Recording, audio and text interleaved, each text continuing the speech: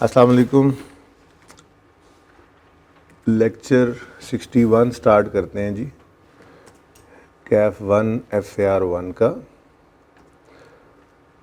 कल आप लोगों को मैंने एक क्वेश्चन दिया था होमवर्क में।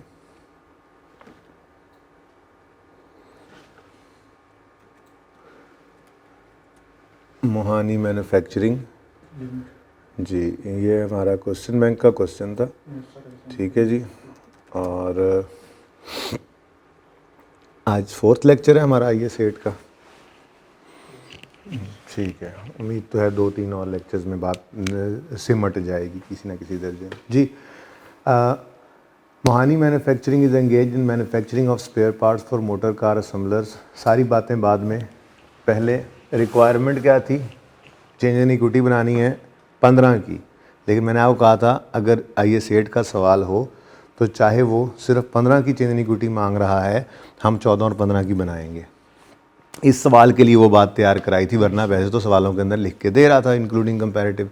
आईए सेट के टॉपिक में कंपैरेटिव कहे ना कहे, जब 15 से पीछे 14 के साल में भी गलती है, 13 में भी है, तो फिर बहरहाल हमें कंपैरेटिव बनाने पड़ेंगे, रीस्टेटमेंट करनी पड़ेगी। ठीक है, अच्छा चलो जी। तो सबसे पहले तो हमने कल क्या किया था?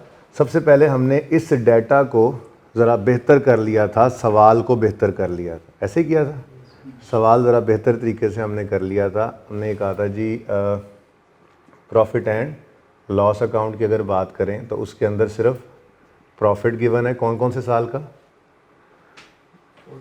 हम 15 में खड़े थे ना, तो 15 और 14, 2 साल का प्रॉफिट होना चाहिए। ये बातें होती हैं, होना चाहिए। प्रैक्टिस सेट 1 3 बार किया था घर पे? किया था, तुमने किया था, सही है, गुड।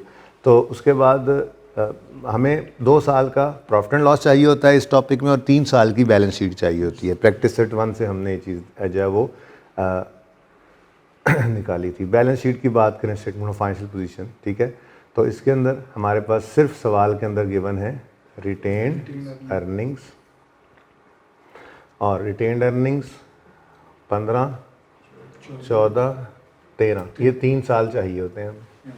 आज सवाल हमने पढ़ा तो उसने कहा था कि audited these are audited, these are draft. याद है ना sir?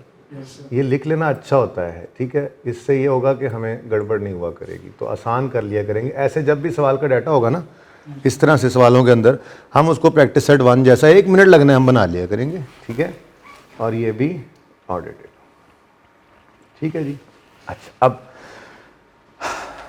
The audited financial statements for the year 31 December 14 disclose the profit and retained earnings of 21 and 89। Profit है 21 का, ऐसा ही है। ऑडिटेड को थोड़ा सा स्मार्ट कर लो यार, दूर हो जाए ज़रा, तुम मिक्स हो रहे। ऑडिटेड और ड्राफ्ट, ठीक है। अच्छा, ये 21 का प्रॉफिट है 2014 का, और रिटेन्ड अर्निंग्स है 89। The draft financial statements for the year show a profit of 15, और उसके बाद कहता है लेकिन एडजस्टमेंट्स चाहिए। तो हमने देखा था कि हमें ये डाटा सिर्फ गिवन था सवाल में। मैंने आपको कहा था कि अगर statement of change in equity बनानी है ना, हम खड़े हैं अगर 15 के साल में, कहाँ पे?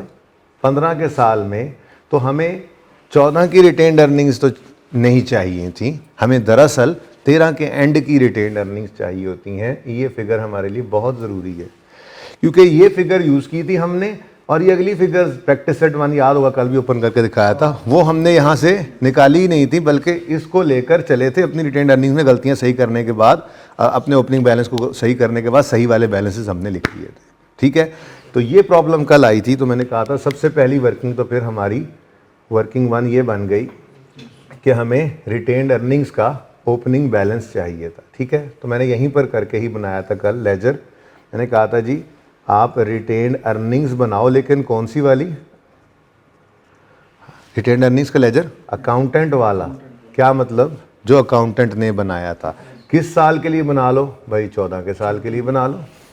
डाटा जो ऐसे ही गिवन था, ये 31 दिसंबर ये 31 दिसंबर है ना, 31 दिसंबर 14 पर हमें उसने रिटेन्ड अर्निंग्स दी हुई थी, क्लोजिंग 89, ऐसा ही था।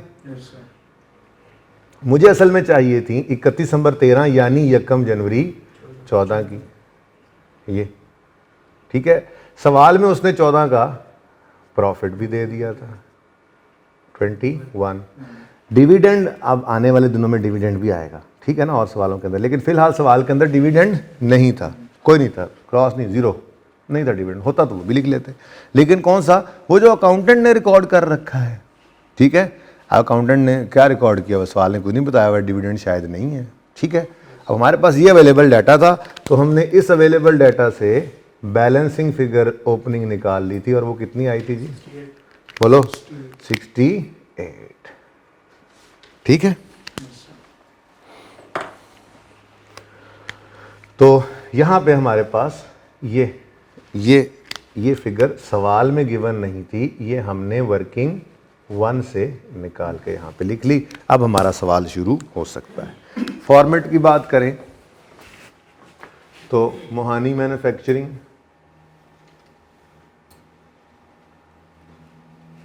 Statement of changes in equity में, लेकिन सिर्फ एक्सट्रैक्ट्स लिख रहा हूं क्योंकि रिटेन्ड अर्निंग्स का सिर्फ कॉलम मांगा हुआ था, और for the year ended 31 December 15।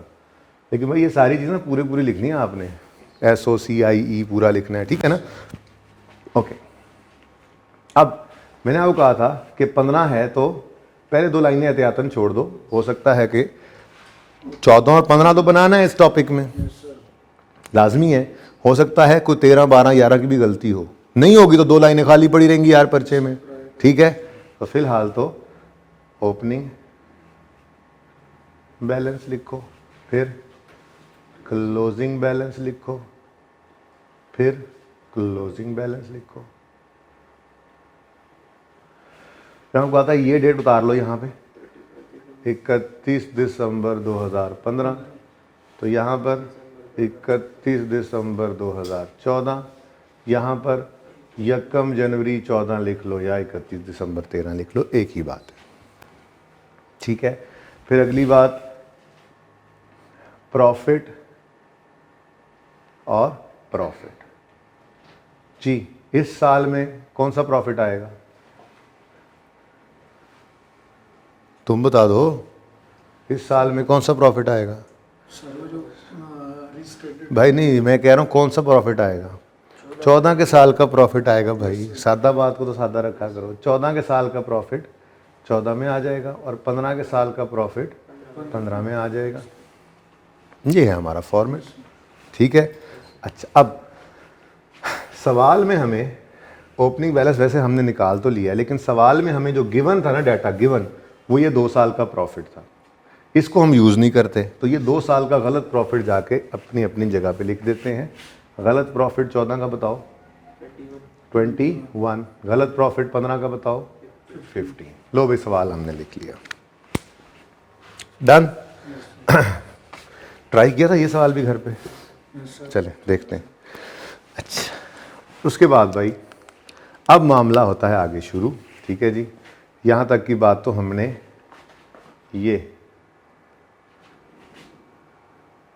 Show a profit of 15 million, यहाँ तक की जितनी बात भी थी वो हमने ऐसे ज़रा सवाल को बेहतर किया, ठीक है। और उसके बाद अब यहाँ से आगे कहानी शुरू होती है, ठीक है। ये कहता है however following adjustments are required to be made. Number one, management of company has decided to change the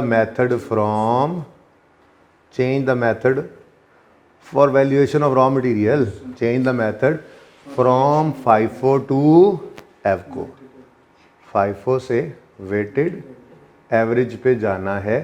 तो ये बेटा सिलेक्शन ऑफ पॉलिसी होती है स्टार्ट पे। एक बार जब हम इन्वेंट्रीज का स्टैंडर्ड लगाते हैं ना पहली बार, तो हमसे पूछता है हाँ भाई क्लोजिंग पे रिकॉर्ड करना है, तो ऑप्शन दूं, हम कहते हैं ना यार किस पे रिकॉर्ड करें, वो हमने यूनिट्स तो गिन लिए हैं, अब रेट कौन सा लगाएं, तो ढेर सारे यूनिट्स पड़े हैं। उसने कहा, आपको याद होगा इंट्रो में आपने पढ़ा होगा, तो स्टैंड ने कहा था भाई 2 ऑप्शंस हैं, 2 अजम्पशन ले सकते हो, या तो फर्स्ट इन फर्स्ट आउट या फिर वेटेड एवरेज, ठीक है। तो कोई एक अजम्पशन ले सकते हो। तो जब एक अजम्पशन लेकर आपने यूज़ करनी शुरू कर दी, यानी आपने कहा ठीक है जी हम FIFO यूज़ करेंगे, now this becomes your accounting policy, और इस अकाउंटिंग पॉलिसी को आपने कंसिस्टेंटली अप्लाई करना होता है, ठीक है ना। मैं थ्योरी एंड पे पढ़ाऊंगा, फिर हर सवाल को रेफ़र किया करेंगे, ठीक है ना। जहाँ जहाँ पे देखो पॉलिसी सिलेक्ट की, चेंज करना नहीं है किया तो ये करना पड़ेगा, सवाल 3-4 किए हुए होंगे, उनको रेफ़र कर सकेंगे। बहरहाल ज़बानी थ्योरी पढ़ा रहा हूँ। Accounting policy once selected it needs to be applied, अंग्रेजी ज़्यादा हो गई, ठीक है।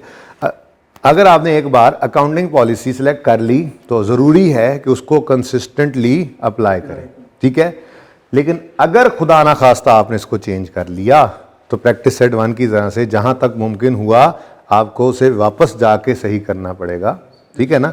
यानी रिट्रोस्पेक्टिव एप्लीकेशन करनी पड़ेगी, रिट्रोस्पेक्टिव एप्लीकेशन करनी पड़ेगी, एप्लीकेशन, ठीक है ना। अप्लाई करना पड़ेगा उसको जहां तक वापस जा सको। अब ये चेंज इन पॉलिसी है, बोलो FIFO से FCO पे जा रहे हो, this is a change in accounting policy, ठीक है। लेकिन सादा बात क्लोजिंग स्टॉक की एडजस्टमेंट है, तो सिंपल मैंने आपको कहा था इम्पैक्ट ऑन प्रॉफिट ले लेना, जिंदगी आसान रहेगी, ठीक है। तो यूं कर लेते हैं, यहां वर्किंग यहां कर लेते हैं वर्किंग 2, इम्पैक्ट ऑन प्रॉफिट निकाल लेते हैं जी। और देखें इधर कौन कौन से साल हैं हमारे पास, 13, 14 और 15, या यूं नहीं लिखना, आपको पसंद नहीं आ रहा तो आप यूं लिख लें, 15, 14 और 13 एक ही बात है। वो इसलिए मैंने ऐसे लिख दिया ना कि किसी सवाल के अंदर हो सकता है इनकम स्टेटमेंट बैलेंस शीट भी बनानी हो, तो उसका क्योंकि फॉर्मेट ये होता है तो फिर ये ना हो आप परेशानी हो, तो ये फॉर्मेट ज़रा इजी हो जाएगा ना। अच्छा, अब पहले मैं इम्पैक्ट ऑन प्रॉफिट निकाल लेता हूँ एडजस्टमेंट नंबर 1 का, ठीक है जी। एडजस्टमेंट नंबर 1, FIFO से FCO पे चले जाओ, ठीक है जी, चले जाते हैं। 37 से स्टॉक क्लोजिंग जो है वो 35 पे ले जाओ। याद है ना रूल्स लिखवाए थे, मैंने कहा था जी क्लोजिंग स्टॉक और प्रॉफिट का रिलेशन होता है डायरेक्ट, क्लोजिंग स्टॉक बढ़े तो प्रॉफिट बढ़ जाता है, और क्लोजिंग स्टॉक कम करें तो प्रॉफिट कम हो जाता है। ये हमने प्रूव भी किया था और ये हमने याद भी रख लिया। फिर अब बस एक ही याद किया हुआ था, मैंने कहा था ओपनिंग स्टॉक की ना एंट्री सोचनी है, एंट्री भी क्लोजिंग स्टॉक वाली, उसके उलट ओपनिंग, ना ही इसका इम्पैक्ट सोचना है प्रॉफिट पे, क्लोजिंग के ऑपोजिट होता है ना ओपनिंग, तो जहाँ पे क्लोजिंग के बढ़ने से प्रॉफिट बढ़ रहा है तो ओपनिंग के बढ़ने से कम होगा ना, बस याद सिर्फ एक ही रखना है। तो एक रूल ये कहा था, और दूसरा रूल मैंने आपको ये बताया था कि लिख लो कि closing stock of one period becomes opening stock of next, ठीक है ना। तो वो तो कल मैंने आपको बता ही दिया था, मसला तो था ही कोई नहीं, ठीक है। क्लोजिंग स्टॉक का इम्पैक्ट देखते जाओ, सुकून से चलते जाओ। अब वैसे यहाँ पे थोड़ा बेहतर था, चलो बहरहाल 37 से क्लोजिंग स्टॉक को 35 पे ले जाओ, तो 1.5 से क्लोजिंग स्टॉक क्या हो गया, कम। अगर क्लोजिंग स्टॉक कम हुआ तो प्रॉफिट भी 13 में क्या हो जाएगा, कम। कितने से, अब इधर देखना ज़रा, ये इम्पैक्ट क्या है, ये इम्पैक्ट है जी क्लोजिंग स्टॉक ऑफ 13। बस छोड़ो इंक्रीज डिक्रीज कौन लिखे, पता लग गया ना। क्लोजिंग स्टॉक ऑफ 13 को जब हमने पॉलिसी चेंज करते हैं तो जब हम यहाँ पे लिखते हैं तो उसका इम्पैक्ट क्या पड़ रहा है, वो प्रॉफिट को कम कर रहा है, सिंपल, ठीक है। आगे बढ़ते हैं, अभी भूल जाओ इसमें ओपनिंग बनना है, वो 1 मिनट का काम है, सुकून से जो काम आता है वो तो करो, ठीक है। फिर 14 के क्लोजिंग स्टॉक को यहाँ देखो ना, under each method value of inventory under each method और क्लोजिंग डेट्स पे बताई हुई है, ये क्लोजिंग इन्वेंट्री है, क्लोजिंग स्टॉक है, ठीक है। तो क्लोजिंग स्टॉक 42 है, 3 से 44 है, 5 पे ले जाओ। 2.2 से क्लोजिंग स्टॉक बढ़ा तो 2.2 से प्रॉफिट भी, तो 2014 में प्रॉफिट 2.2 से बढ़ गया, किस वजह से, ये क्लोजिंग स्टॉक ऑफ 14 का इम्पैक्ट है जी, ठीक है, छोड़ो इसने आगे ओपनिंग बनना नहीं बनना, आगे बढ़ते हैं। 15 के एंड पर क्लोजिंग स्टॉक 58.4 है, इसको उठाकर ले आओ, FIFO से एफको पे गए हैं ना, 58 से 54 पे लाओ तो क्लोजिंग स्टॉक 4 से कम हुआ तो प्रॉफिट भी 4 से कम हो जाएगा, तो 4 रुपए से प्रॉफिट हो गया कम। किस वजह से भाई? क्लोजिंग स्टॉक ऑफ 15 की वजह से। ठीक हो गया। अब ये बात उधर देखिए, उधर ये बात समझ भी आती थी। अब सिंपल सी बात है, ये जो 13 का क्लोजिंग स्टॉक था, ये 14 को ओपनिंग बनेगा, बोलो, तो ओपनिंग का इंपैक्ट प्रॉफिट पे ऑपोजिट होना है ना इसके, तो बस अगले साल में एज इट इज फिगर लिख दो, साइन चेंज कर दो। सोचने की जरूरत है, प्रूव करना है तो कर लेते हैं, लेकिन प्रूफ शुरू किया हुआ है यार मुसीबत में। बस एक चीज याद रखिए, क्लोजिंग स्टॉक प्रॉफिट डायरेक्ट, तो फिर ओपनिंग स्टॉक का ऑपोजिट है, ठीक है ना। अगर क्लोजिंग स्टॉक का प्रॉफिट के साथ रिलेशन डायरेक्ट है तो ओपनिंग स्टॉक का ऑपोजिट है, दैट्स इट, ठीक है ना। अच्छा, 2.2 से 14 में अगर क्लोजिंग स्टॉक की एडजस्टमेंट से 14 में प्रॉफिट 2.2 से बढ़ा, अब यही क्लोजिंग स्टॉक 15 में ओपनिंग बनेगा तो ओपनिंग का इंपैक्ट उलट होता है, तो एज इट इज वही फिगर लिखो, साइन ऑपोजिट कर दो, और 15 वाला 4 तो 16 में जाना है ना, 16 तो अभी हम कर नहीं रहे, ठीक है। अब ज़रा 1 मिनट के लिए एडजस्टमेंट 1 का टोटल वैसे ही कर लेते हैं, ठीक है, ऐसे ज़रा मैं बता सकूँ आपको, अगर यही एडजस्टमेंट होती सिर्फ तो 1.5 3.7 इंक्रीज और 6.2 का डिक्रीज, ठीक है।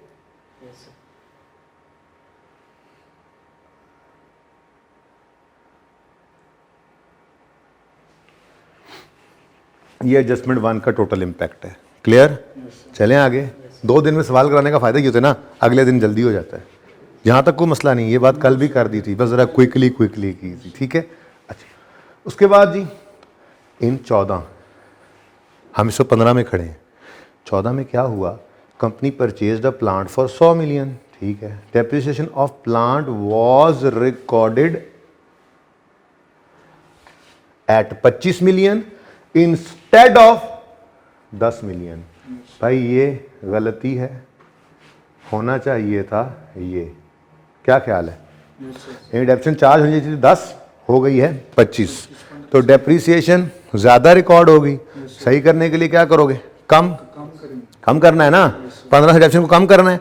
अब मेरा नहीं ख्याल कि हमें डबल एंट्री करनी चाहिए, कौन सा हमने प्लांट को भी बैलेंस शीट में प्रेजेंट करना है, सिर्फ प्रॉफिट पे जो इम्पैक्ट लेना है, तो इसी वर्किंग के अंदर ही इसको भी डाल देते हैं। हालांकि यहाँ पे एंट्री करके भी असर तो यही पड़ना है ना, एंट्री कर सकते थे आप, लेकिन मैंने कहा अब काम चल रहा है तो बचत कर लो, ठीक है। क्या करना है? डेप्रीसिएशन 25 चार्ज हुई, 10 होनी चाहिए थी, तो 15 से डेप्रीसिएशन को कम करना है। डेप्रीसिएशन का कम होना प्रॉफिट को बढ़ा देगा, क्या ख्याल है? नहीं समझ आई? ठीक है। डेप्रीसिएशन 25 रिकॉर्ड कर बैठे थे 14 में, गलती है, अब पता लगा सही कर रहे हैं, अब 10 होनी चाहिए थी, 25 हो गई, तो 15 से ज्यादा रिकॉर्डेड है, रिवर्स करो। अब डेप्रीसिएशन को जब हम रिवर्स करते हैं यानी कम करते हैं, तो उस वजह से प्रॉफिट 15 से बढ़ जाता है। इसके आगे मैं लिख देता हूं एडजस्टमेंट नंबर 2, आप यूं कर लो, रिवर्सल ऑफ डेप्रीसिएशन। उसका असर क्या पड़ा? 15 से प्रॉफिट बढ़ गए। तो ये मैंने इसलिए अलग किया कि ये एंट्री से भी हो सकता था, इसलिए उसको ऊपर टोटल कर दिया कि उसका असर अलग दिखा देते, इसका अलग भी दिखा सकते थे, लेकिन जब चल रहा है काम तो चलने दो, ठीक है। तो FR2 वाले ये वो स्टैंडर्ड है जो तुम लोग मिस कर गए जी। अच्छा जी, 6.2, 18.7 और 1.5, ये है जी इम्पैक्ट ऑन प्रॉफिट हमारे सारे सवाल की एडजस्टमेंट। बस यही थी ना, 2 एडजस्टमेंट। उसके बाद क्या हुआ? सवाल खत्म हो गया। वो क्या कह रहे हैं देखो, this error was discovered after publication of financial statement for the year ended 31 दिसंबर 14। भाई पता लगा बाद में तभी तो, वरना वहीं सही कर लेते। अब वो कहता है the error is considered to be material. मैंने तो आपको ये कहा है कि आपने नहीं मटीरियलिटी डिफाइन करनी, पर्चे में कोई एरर दे तो आप अकाउंटिंग कर देना, वहां पे बैठ के मटीरियलिटी नहीं डिफाइन कर सकते, यहाँ पर तो वो खुद कह रहा है ना भी कहता तो हमने अकाउंटिंग कर देनी थी मटीरियलिटी वाली, ठीक है ना, कि हम यही समझेंगे कि हर एरर जो है वो मटीरियल ही है, क्योंकि वो अकाउंटिंग करवाना चाह रहा होता है ना। अब हमें क्या पता, फाइनेंशियल स्टेटमेंट्स तो सारी सामने पड़ी नहीं होती ऑर्गेनाइजेशन की, और ठीक है, चलो भाई सवाल हो गया खत्म। अब क्योंकि हम खड़े हैं 15 में, तो 15 गलतियां यहां सही कर लेंगे, 14 की यहां सही कर लेंगे, लेकिन 13 की गलती भी है, उसके लिए ओपनिंग 2 बार लिखना पड़ेगा। चलो तो ओपनिंग 2 बार लिख लेते हैं। ओपनिंग बैलेंस यकम जनवरी 14 पर, ठीक है जी। और ये वो ओपनिंग बैलेंस है जो हमने खुद निकाला वर्किंग 1 में। वर्किंग 1 में 68 निकला था जी। चलो 68 ये रेफर कर दिया हमने जी, ये वर्किंग 1 से आया हमारे पास। कितना जी? 68। लो भाई, उसके बाद जी अब वक्त हुआ चाहता है एडजस्टमेंट्स का और कैलकुलेटर के काम का। तो भाई ब्लू मार्कर बाहर आ रहा है, अब एडजस्टमेंट जो करनी होती हैं ब्लू मार्कर ने आके जी। तो 13 के साल की गलती ओपनिंग में करनी है, सही। अब प्रॉफिट पे इंपैक्ट हमने बताया यहां पे, 13 का प्रॉफिट 1.5 से बढ़ रहा है। तो फिर बोलते क्यों नहीं हो, गूंगे हो क्या? तो बोलो ना, ये बात नजर नहीं आ रहा माइनस हो रहा है, हद होगी, मैं मुंह देख रहा हूं, पता नहीं क्या हो गया भाई, नजर नहीं आ रहा। इंपैक्ट ऑन प्रॉफिट क्या है? फिर 13 का प्रॉफिट 1.5 से कम हो रहा है, इसमें कौन सी लॉजिक है, कौन सी साइंस है? बदतमीज आदमी, सुस्त, हर क्लास में बेइज्जत करना पड़ता है इसको, फिजिकल नो ऑनलाइन वाली में जी। तो 1.5 से 13 का प्रॉफिट कम हुआ, प्रॉफिट मतलब अर्निंग्स, ठीक है। अब 13 के प्रॉफिट की गलती तो ओपनिंग में ही सही करनी है, तो 1.5 हमने यहां पर लिखा, और क्या करना है, इसको कम करना है। और यहां पे हम क्या लिख देंगे, प्रायर ईयर एडजस्टमेंट।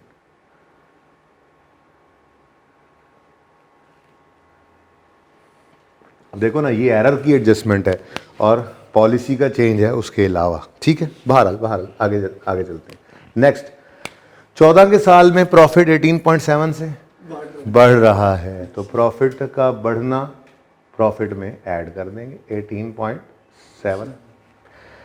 और 15 के साल में प्रॉफिट 6.2 से कम हो रहा है, तो प्रॉफिट में से 6.2 माइनस कर देंगे। सवाल खत्म, शुद्ध जी। बताओ 66.5, लेकिन साथ ही साथ सरताज का बंदोबस्त करते चले जाओ, ये रीस्टेटेड है, ठीक है जी। ये ओपनिंग बैलेंस इज रीस्टेटेड। उसके बाद प्रॉफिट कितना आ गया, 39.7 रीस्टेटेड। फिर जी टोटल बताओ, 106.2, और ये भी क्या है, रीस्टेटेड। क्योंकि देखो ना, ये 14 के प्रॉफिट्स निकल चुके थे, 14 की रिटेन अर्निंग 89 उसने निकाली थी, लेकिन हम तो ये वाली लेते ही नहीं है, ठीक है ना। इसीलिए मैंने कहा था हमें सिर्फ ये वाली रिटेन अर्निंग्स चाहिए होती हैं। बहरहाल ये कितना हो गया जी, 8.8 115, ठीक है जी। इस पे रीस्टेटेड लिखने की जरूरत नहीं है, ना ही प्रॉफिट पे, ना ही क्लोजिंग रिटेन अर्निंग्स पे, ठीक है जी।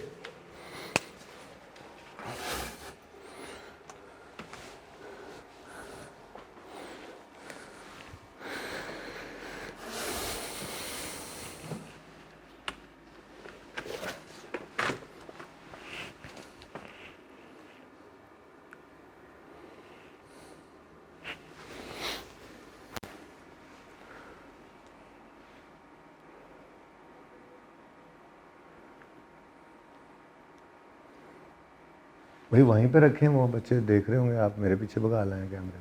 ये हर क्लास में बदल क्यों लेते हैं यार आप लोग, बंदा।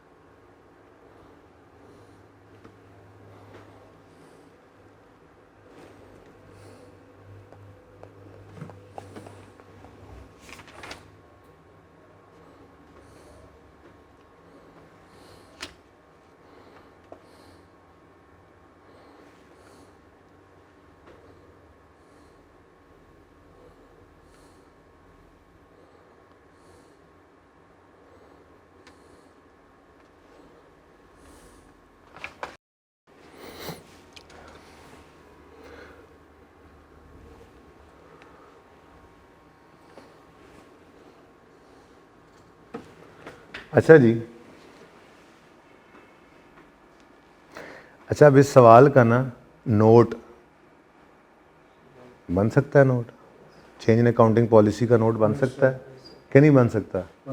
इसका नहीं भाई, इसका ये जो सामने था आपके, ये ठीक है, ये ट्राई आपने करना है, फिर मैं करवाऊंगा आपको ये नोट। बल्कि ठहरें, कॉस्ट ऑफ सेल का इम्पैक्ट है, क्लोजिंग स्टॉक का, आप रहने दें, मैं खुद बनवाऊंगा ये नोट इंशाल्लाह। लेकिन ये वर्किंग ध्यान से नोट कर लेना, वर्किंग 2 जो है ये इंशाल्लाह फिर मैं आप लोगों को इसी को ही सामने रखते हुए मैं नोट बनवाऊंगा, ठीक है। लेकिन मैं ये मशवरा दूंगा, अगर आप बुक देखें ना, बुक ये जो आपकी बुक आपको मिलनी है, इसमें आप ये क्वेश्चन बैंक 2 मोहानी मैन्युफैक्चरिंग जो था ना, इसके नीचे क्वेश्चन बैंक का नहीं है सवाल, लेकिन क्वेश्चन 3 हमने खुद डाला हुआ है। और वो क्वेश्चन क्या है, continuing from question 2, prepare note for change in policy for the unit 31 दिसंबर 15। तो इसका नोट बनाना है। अब आपको पता है नोट के लिए कितनी कुछ जगह चाहिए, हेडिंग शेडिंग बना के फिर थोड़ी सी अंग्रेज़ी मारनी है, थोड़ी अंग्रेज़ी मार के items affecting SOFP, item affecting SOCI, ये चीज़ें हैं ना। तो मिला जुला के कोई मेरे ख्याल से कुछ 10-12 लाइनें इसी सवाल के नीचे खाली छोड़ दो, फिर उसके ऊपर बेसिक हेडिंग भी बना लो क्वेश्चन बैंक 3, जो हमारी बुक में तो 3 है ना, ठीक है, ताकि जब कल को मैं नोट बनवाऊं तो इसी के साथ ही बन जाए। आज नहीं बनाना चाह रहा मैं, आज मैं दूसरे सवाल की तरफ मूव करता हूं, ठीक है।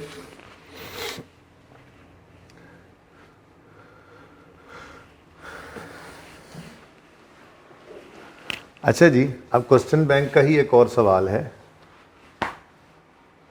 Question bank 1।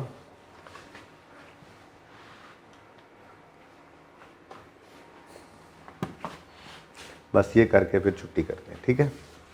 छोटा सा सवाल है। Wonder limited is engaged in manufacturing and sale of textile machinery. Following are the draft extracts of the statement of financial position and statement of comprehensive income. ठीक है जी, इन्होंने करेक्शन ऑफ एरर नोट मांगा हुआ है। चलो note तक आज चले जाएंगे इस सवाल में, लेकिन इसके नीचे फिर जगह छोड़ देनी है थोड़ी सी जो रिक्वायर्ड नहीं है उसके लिए। यानी इस सवाल में एक एरर है और दूसरा इस सवाल के अंदर अकाउंटिंग पॉलिसी का चेंज है। वो अकाउंटिंग पॉलिसी का चेंज कह रहा हूँ, चेंज इन एस्टीमेट है, ठीक है ना। तो चेंज इन एस्टीमेट का नोट बनाना सिखाया हुआ है ना, बस उसको भी रिवाइज कर लेंगे। लेकिन फिलहाल तो इस सवाल में रिक्वायर्ड नहीं है। आई थिंक ICAP ने अभी तक रिक्वायर किया भी नहीं है। पॉलिसी चेंज का नोट बनवा सकता है वो एरर का, लेकिन हम एस्टीमेट का नोट भी तैयार कर लेंगे। वैसे जहाँ बनवा सकता है वहाँ पे हमने वैसे ही तैयार कर लिया था, यानी यहाँ पे भी कर लेंगे, ठीक है। चले, टॉपिक बहुत आसान है, छोटा सा ही रह गया, आपको पता है। बाकी अब टेस्ट वगैरह में भी तो कुछ रिकवरियाँ तो टेस्ट में भी होती हैं आपकी। रिक्वायरमेंट पहले पढ़ लो। स्टेटमेंट ऑफ फाइनेंशियल पोजीशन बनानी है, कंप्रीहेंसिव इनकम बनानी है, चेंजेस इन इक्विटी बनानी है और करेक्शन ऑफ एरर नोट बनाना है। तो हम तरतीब क्या रखेंगे, इनकम स्टेटमेंट पहले बनाएंगे, चेंज इन इक्विटी दूसरे नंबर पे बनाएंगे, याद है ना, बैलेंस शीट तीसरे नंबर पे बनाएंगे और फिर नोट बनाएंगे। अब ये सही मैच डालेगा हमारा प्रैक्टिस क्वेश्चन 1 और क्वेश्चन बैंक 1, क्योंकि वहाँ पे चेंज इन पॉलिसी था और यहाँ पे प्रायर ईयर एरर है। और ठीक है, सही है ना। अच्छा चले पढ़ लेते हैं जी। अच्छा खड़े कहाँ पे हैं हम, प्रिपेयर रेलेवेंट एक्सट्रैक्ट्स, सिर्फ रेलेवेंट एक्सट्रैक्ट्स जितने अवेलेबल होंगे। ज़ाहिर है रिटेन अर्निंग सिर्फ गिवन है तो सिर्फ रिटेन अर्निंग पे कॉलम भी बनवाएगा हमसे यहाँ पे, ठीक है ना। क्योंकि statement of change in equity तो अलग से बनाना सीख जो ली है, फिर उसका मिक्सचर जो है वो मैंने आपको टेस्ट में दे दिया था कि मैक्सिमम क्या हो सकता है कि वो सारे काम भी करवाए और साथ में एरर भी डाल दे। तो हमने उसको भी देख लिया था, टेस्ट वाला सवाल मैंने आपको करवाया था, ठीक है ना। तो फिलहाल आप इस टॉपिक के अंदर देखो तो अगर गौर करो तो सिर्फ रिटेन अर्निंग्स ही दे देता है और सिर्फ उसी का कॉलम ही बनवा रहा होता है। क्योंकि इसका जोर किस तरफ होता है कि ज़रा वो मैं रिट्रोस्पेक्टिव एप्लीकेशन या रिट्रोस्पेक्टिव रीस्टेटमेंट करवा लूँ, फिर उसका नोट बनवा लूँ, इसलिए ज़रा डिफरेंट हो रही होती है अप्रोच। बहरहाल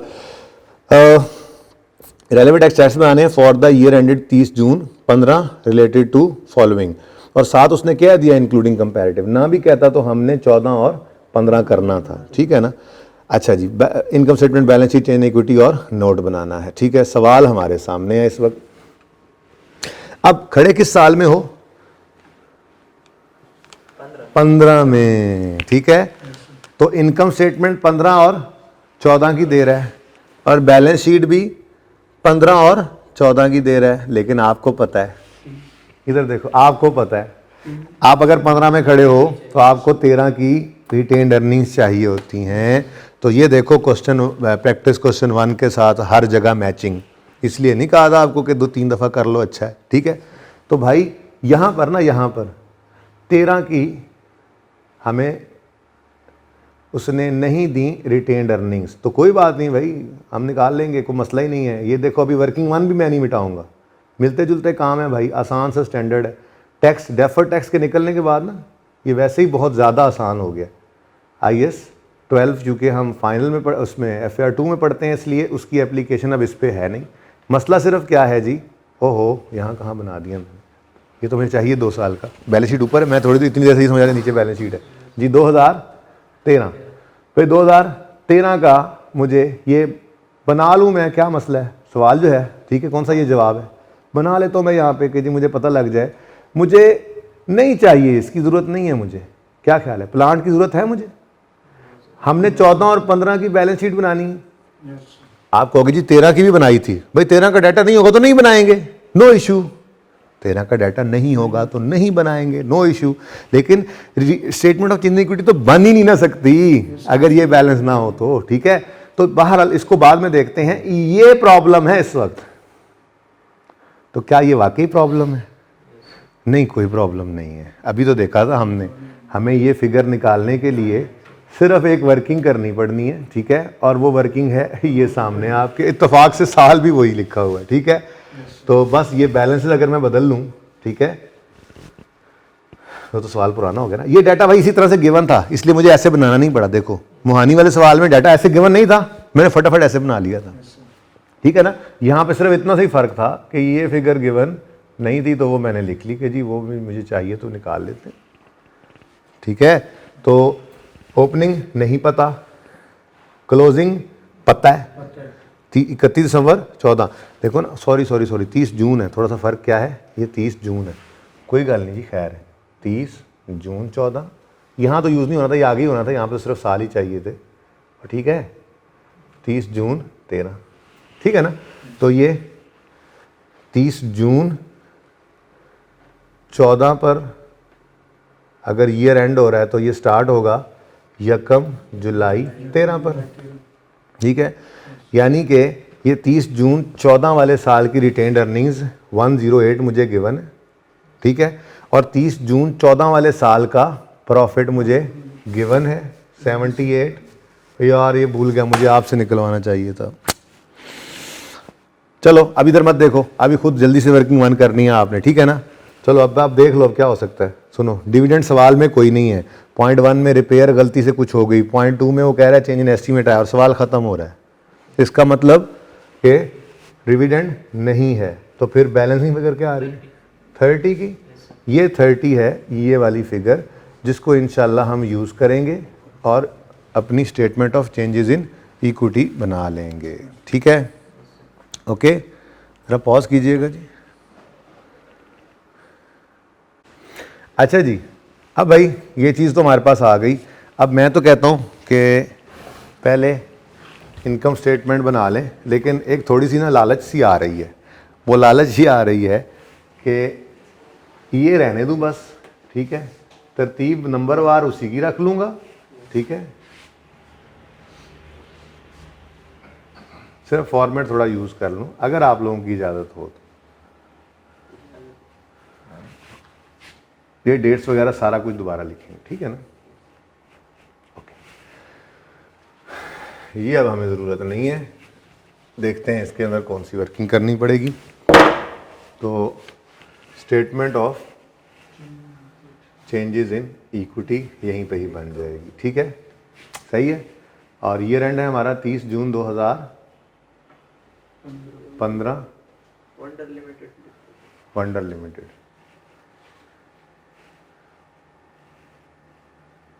ठीक है।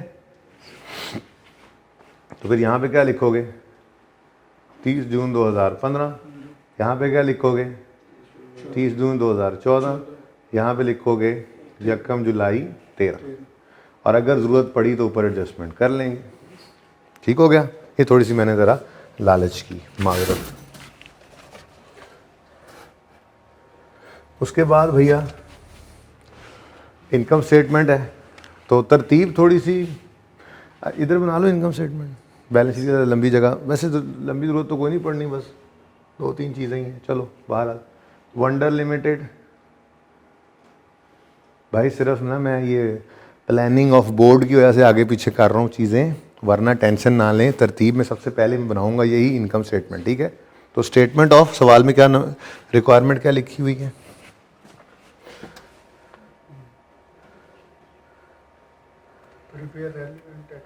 हाँ, नाम क्या है?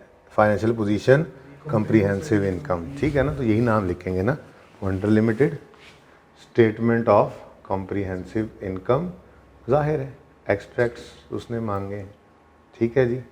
और for the year ended 30 June 15 है, लेकिन आपको पता है कि हमें 2015 और 2014 दोनों के लिए ये चाहिए हो, ठीक है। और इसमें क्या चीज़ है सिर्फ हमारे पास? प्रॉफिट फॉर द ईयर 2014 का भी है, 2015 का भी। गलत प्रॉफिट उठा के लिख लेते हैं अपने पास, 78 और 90, स्टेप 1 तो यही था ना, 78 और 90। लेकिन ये काम भी मैं बहुत अर्ली कर गया, सबसे पहले तो मुझे चलना चाहिए था एडजस्टमेंट्स की तरफ, एडजस्टमेंट्स को देखता और फिर उनसे उसके बाद देखते जी अब क्या क्या चीज़ हिट हो रही है, ठीक है ना। बहरहाल अब रह गई है सिर्फ बैलेंस शीट, ओके। और बैलेंस शीट मैंने माना 2 साल 3 साल की बनती है, लेकिन आज हमें मजबूरन 2 साल की ही शायद बनानी पड़े, लेकिन इस सारी जगह पर बैलेंस शीट को भी फिट करना है कोशिश करके, ठीक है ना। तो यहाँ पे हम बना लेंगे इंशाल्लाह wonder limited statement of financial position के एक्सट्रैक्ट्स, ठीक है जी। और ये होगी एज ऑन 30 जून 2015। उसके बाद यहीं पे ही नोट को फिट करने की मैं कोशिश करूँगा, अल्लाह ने चाहा तो, ठीक है। रहने दो, ओके।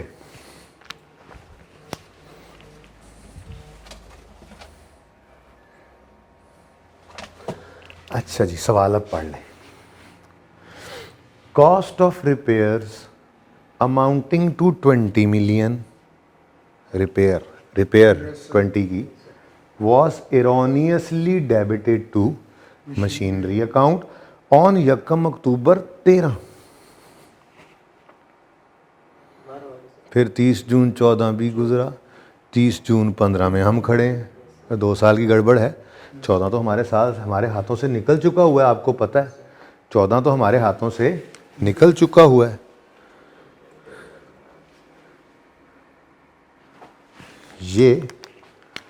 ये तो ऑडिटेड है, क्या ख्याल है? ये तो ऑडिटेड है, ऑडिटेड। ये ड्राफ्ट है, देख लो, following are the draft extracts of financial position in comprehensive income for the year 2015। Draft तो सिर्फ ये है, ठीक है, समझ गए?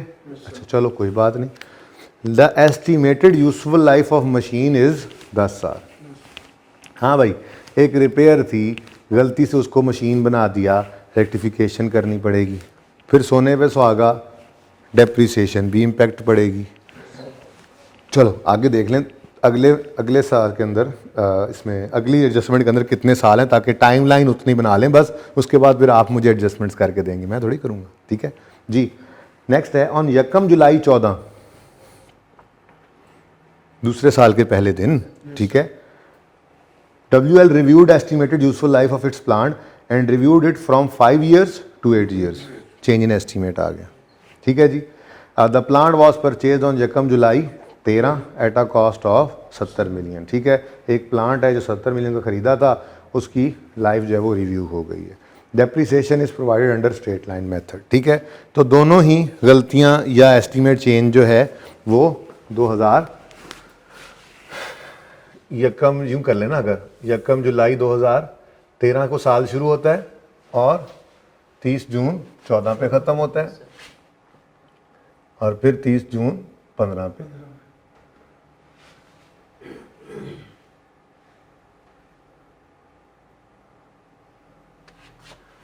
यहाँ थोड़ी सी ऐसे जगह बना लेना रॉन्ग के लिए ज़रा है, थोड़ा सी ज़बानी लिख लूँ चाहे।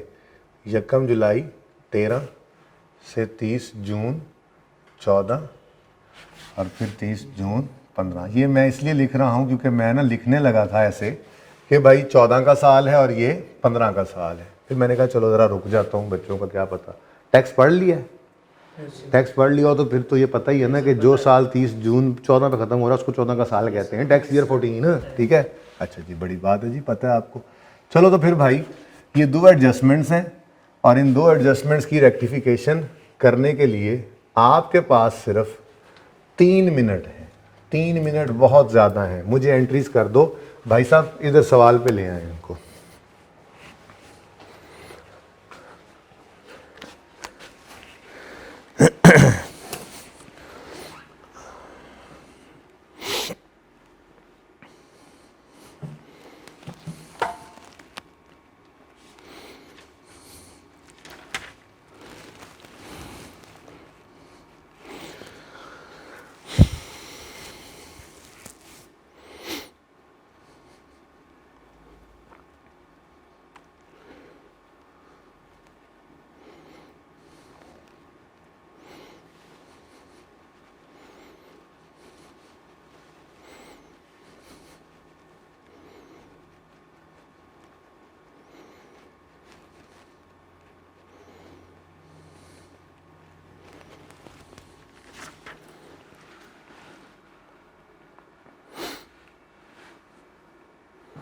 हाँ जी, कुछ सोच तो चल पड़ी ना, अब मिलके कर लेते हैं। ठीक है, होमवर्क में भी आज यही सवाल होगा बस, ठीक है ना। हाँ, होमवर्क में महानी वाला सवाल दोबारा करके तो ये सवाल। अच्छा, कॉस्ट ऑफ रिपेयर थी 20 की, गलती से 1 अक्टूबर 13 को हमने उसे प्लांट बना लिया। ठीक है, तो इधर देखो, ये थोड़ी जगह मैंने वैसे ही आपको समझाने के लिए लिखी। होना चाहिए था रिपेयर डेबिट कैश क्रेडिट, ठीक है ना, गलती से कर गए wrong, was debited to plant cash, plant debit cash credit कर गए। अब रेक्टिफाइंग एंट्री, ये मैंने वैसे ही लिखा सिर्फ आपको जरा समझाने के लिए, जबानी भी हो सकता था ये, ठीक है ना। अब रेक्टिफाइंग एंट्री क्या है जी, रिपेयर डेबिट होना था नहीं हुआ कर ले, repair expense debit, cash credit होना था हो गया, कुछ ना करें। प्लांट गलत डेबिट हुआ है, सही करने के लिए कर लें क्रेडिट, तो रिपेयर डेबिट 20 से, प्लांट क्रेडिट 20 से। ठीक हो गया जी। अब अगली बात का आपको पता है, एसेट हिल जाए तो डेप्रिसिएशन भी मुसीबत हिल जाती है, क्या ख्याल है। अब लंबी सोच कौन सोचे, हमने एक प्लांट एसेट के तौर पे रिकॉर्ड कर लिया था, एक एसेट लिया था तो रिकॉर्ड हो गया था, तो डेप्सिट हो गया था, तो रिवर्स। सादा सी बात बताई हुई है आपको, रेक्टिफाइंग एंट्री देखो, अगर एसिड बढ़ रहा है तो डेप्शन को बढ़ा लो, एसिड कम हो रहा है तो डेप्शन को कम कर लो। अब हमारे सवाल में एसिड क्या हो रहा है जी, 20 से कम, एसिड 20 से कम हो रहा है तो डेप्शन को भी कम करेंगे, क्रेडिट मतलब कम, एसिड क्रेडिट मतलब एसिड कम, तो डेप्शन को भी क्या करेंगे, कम। तो डेप्शन कम करने की एंट्री क्या है, बढ़ाने की एंट्री क्या है, डेप्शन रिकॉर्ड करने की एंट्री क्या है, डेप्शन expense debit accumulated depreciation credit, तो कम करने की एंट्री सी को उलट हो जाएगी, accumulated depreciation debit depreciation expense credit. लेकिन जरा रुक जाओ, ये 20 का जो एसेट रिकॉर्ड हुआ है गलती से, लाइफ कितनी बता रहा है वो, 10 साल, डिवाइड बाय 10 करेंगे, ये तो पूरे 1 साल की डेप्शन आएगी। अब उसने गलती किस दिन की है, यूजफुल लाइफ 10 साल थी, मशीन है sorry, cost of repair amounting to, चलो यार एक ही बात है, वैसे फ़र्क कोई नहीं पड़ता, लेकिन चलो आप इससे परेशान ना हो तो मैं मशीन ही लिख देता हूँ, ठीक है। मशीन भी, क्योंकि देखो सवाल के अंदर क्या पड़ा हुआ है, प्रॉपर्टी प्लांट एंड इक्विपमेंट, तो प्लांट लिखो या मशीन लिखो, अल्टीमेटली पीपीई को ही क्रेडिट करना है। बल्कि मैं तो ये कर देता हूँ, अब ऐसे सही तो फिर ऐसे सही, मशीन की बजाय यहाँ पे क्या लिख लो, प्रॉपर्टी प्लांट एंड इक्विपमेंट, ताकि आपको बैलेंस शीट की एंट्री करते हुए आसानी हो जाए। क्या ख्याल है, ठीक है। अच्छा हाँ भाई, तो 10 साल इस मशीन की लाइफ है, ठीक है, और ये गलती हुई है 1 अक्टूबर 13 को। अब पहला साल एंड हो रहा है 30 जून 14 पे, तो अक्टूबर, नवंबर, दिसंबर और आगे 6 महीने, टोटल हो गए 9 महीने, 9/12 जी। क्या आंसर आया, 1.5 से accumulated depreciation debit, depreciation expense credit. अगली बात मैंने कहा था एक्यूमुलेटेड डेप्रीसिएशन को हिट करोगे ना तो एंट्रीज को संभालना मुश्किल हो जाएगा। तो आसानी क्या है, एसेट को ही हिट कर दो डेप्रीसिएशन की एंट्री से। तो फिर इसको काट के लिख लो या मैंने मिटा दिया, क्या कर दो, पीपीई डेबिट और डेप्रीसिएशन एक्सपेंस क्रेडिट। क्लियर होगी ये बात, ठीक हो गया। अगले साल फिर ये गलती सही करेंगे, रिपेयर अगले साल फिर। ये ऐसी गलती नहीं है कि हर साल होती जा रही है भाई। हाँ, एक दफा सेट हो गई और कुछ नहीं करना था। और चलें बस आगे चलें। नहीं यार, डेप्रीसिएशन की तो गड़बड़ रहेगी, एक तरफ नहीं तो दूसरी तरफ तो हाँ है। तुमने कहा उत्ते भी ना थल्ले भी ना, क्या समझ रहे हो। डेप्रीसिएशन तो गलत एसेट रिकॉर्ड होने की वजह से रिकॉर्ड हुई थी, तो वो एसेट तो अभी पहले ही बताया था आपको, पहले ही बताया था सवाल में, चाहे कहे चाहे ना कहे। आइए सेठ के सवाल में हम क्या कहते हैं कि ये फाइनेंशियल स्टेटमेंट्स जो बन गई हैं, कैसे हो सकता है डेप्शन की एंट्री के बगैर बनी हो। तो ये सारा कुछ होने के बाद फाइनेंशियल स्टेटमेंट्स बनी हुई है। तो इस साल में भी ये गलती हो चुकी होती है, इस साल में भी इसको सही करना होता है, ये समझाया हुआ है।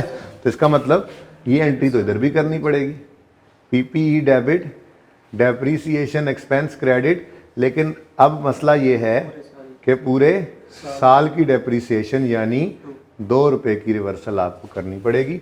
और ये है जनाब हमारी एडजस्टमेंट नंबर 1, ख़त्म हुई एडजस्टमेंट नंबर 1।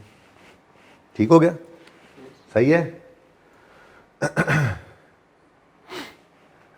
Adjustment 1 over. आगे अब एडजस्टमेंट 2 की बात यहां पे मैं शुरू करता हूं।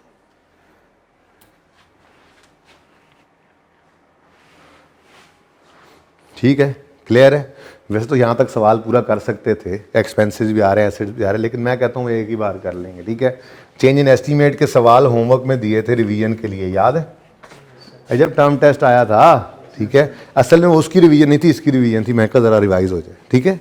अच्छा, ऑन यकम जुलाई 14 WL reviewed estimated useful life of its plant and revised it from 5 years to 8 years। अगर आपको याद हो ना तो 1 2 3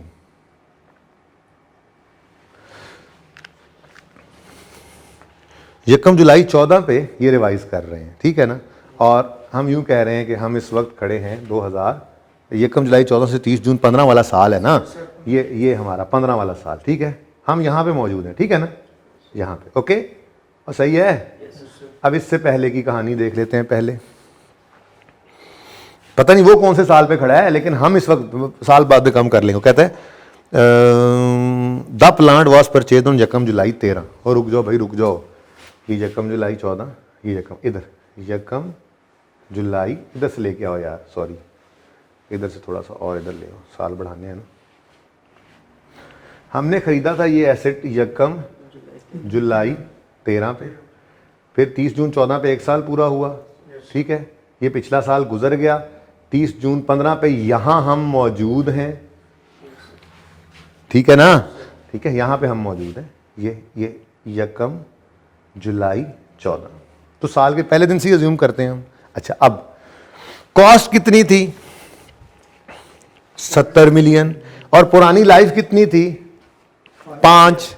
इधर देखो, तो हमने डेप्रीशिएट किया होगा 70/5, कितना बनता है 14। बोलो 14 एग्जैक्ट। ये 14 की डेप्रीसिएशन आई होगी, ये 70 का जो एसेट था ये 14 डेप्रीशिएट हुआ होगा, ठीक है। और हमने सोचा था ये हर साल 14 14 14 14 करके डेप्रीशिएट होगा, याद आ रही हैं बातें। लेकिन अब हुआ क्या, हमारा एस्टीमेट चेंज हो गया और हम कह रहे हैं अब इसकी लाइफ जो है, जो पहले हम समझ रहे थे 14 15 16 17 18 है, वो अब क्या हो गई है, चेंज।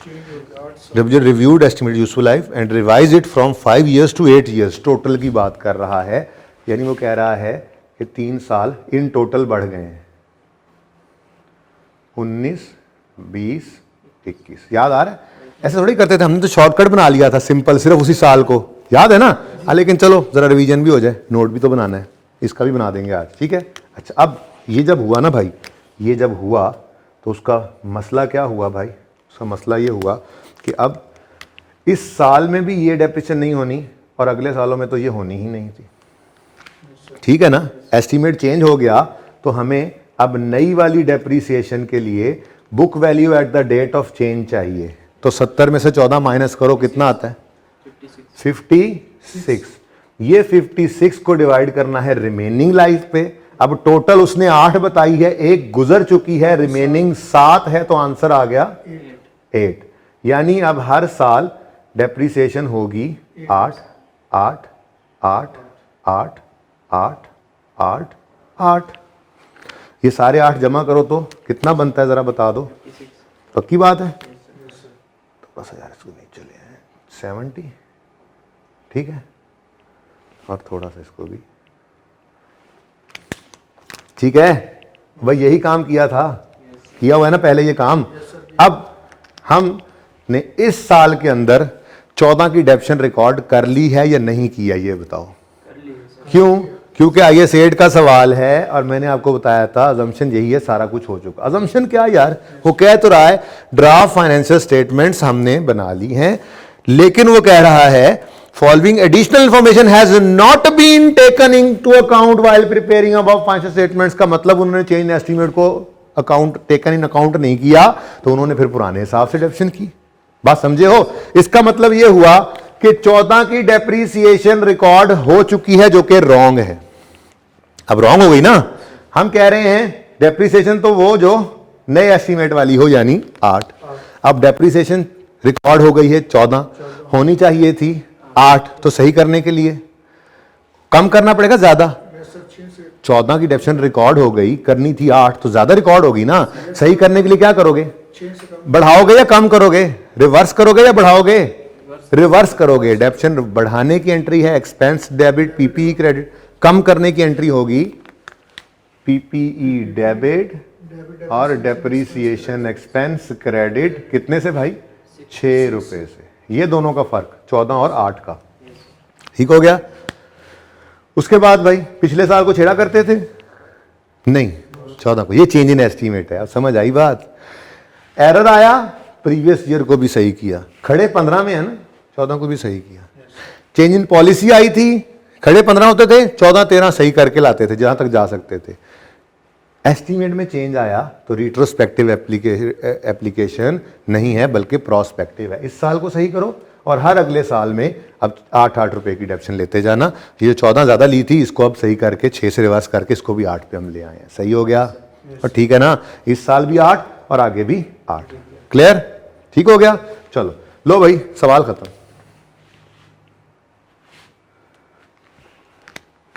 हम खड़े हैं 15 में, 15 और 14 है, 13 में कुछ हुआ ही नहीं। इधर देखो, तो मुझे इसकी कोई ज़रूरत है ही नहीं, ठीक है, कोई ज़रूरत नहीं है इसकी भाई, ठीक है। बस मुझे इसकी ज़रूरत है ओपनिंग कभी मुझे मिल जाए। ओपनिंग ये मैं काटने की ज़रूरत नहीं, बस आपने लिखी हुई थी, 2 लाइनें छोड़ी हुई थी, आपकी लाइनें खाली रह जाएंगी, ठीक है। बल्कि मैं तो कहता हूँ मैं मिटा देता हूँ, आपने तो खाली छोड़ी हुई थी ना, मैं तो पिछले सवाल वाली लिखी हुई है। आपकी स्टॉप पे 2 लाइनें खाली रहेगी, बस ठीक है, अच्छी बात है, रहने दो, बात समझ गए, ठीक है। तो ओपनिंग बैलेंस ये अभी अभी निकाल के आए थे वर्किंग 1 में, 1 जुलाई 13 कितना है जी? वर्किंग 1 इस तरफ कर देता हूं मैं माजरत, ठीक है ना। कितना? तो अच्छा, ये वर्किंग 2 कह लो पहले, फिर मैं भूल ना जाऊं। ये वर्किंग 2, ठीक है, और ये वर्किंग 3, ओके। हाँ भाई, कितना है जी ओपनिंग रिटेन्ड अर्निंग्स का बैलेंस? 30। Yes sir. ठीक हो गया जी। अब क्या करना है?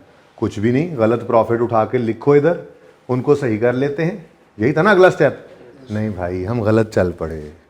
अगर तो हम डायरेक्ट रिटेन्ड अर्निंग, गलत नहीं वैसे सवाल हो जाना, लेकिन मैं ये कह रहा हूँ एक काम अब 2 दफ़ा करने की तरफ चल पड़े हैं। क्यों? हमने एक बार यहाँ पे प्रॉफिट को एडजस्ट करना है सोच सोच के, फिर जब प्रॉफिट एंड लॉस बनाने जाना है तो वहाँ पे सोचना है। देखो, अगर profit and loss account required है ना, तो पहले हमेशा वो बनाओ। देखा क्यों मैं कह रहा हूँ? प्रॉफिट एडजस्ट करने की बजाय यहाँ एडजस्ट कर लो, यहाँ पे तो करना ही था, एडजस्टेड फिगर उठा के ले आएंगे। क्लियर है? तो यहाँ पे हम वर्किंग नहीं करें, क्योंकि ये बनाना है। सवाल में ये ना बनाना हो तो जैसे अभी मोहानी वाले सवाल में किया वैसे करते, फिर यहीं पे डायरेक्ट कर लेते। ठीक हो गया, ब्लू मार्कर इज आउट। 14 वाली गलती 14 में सही, 15 वाली गलती 15 में सही, और उससे पहले तो कुछ है ही नहीं। ठीक है, तो बताओ भाई 14 में क्या हो रहा है। अब हम प्रॉफिट एंड लॉस की बात कर रहे हैं। एक्सपेंस 20 से बढ़ गया और एक्सपेंस 1.5 से कम हो गया, तो नेट में एक्सपेंस बढ़ रहा है या कम हो रहा है? बताओ, नेट में एक्सपेंस बढ़ रहा है या कम हो रहा है? देखो ना, एक ही साल में एडजस्टमेंट हो रही है।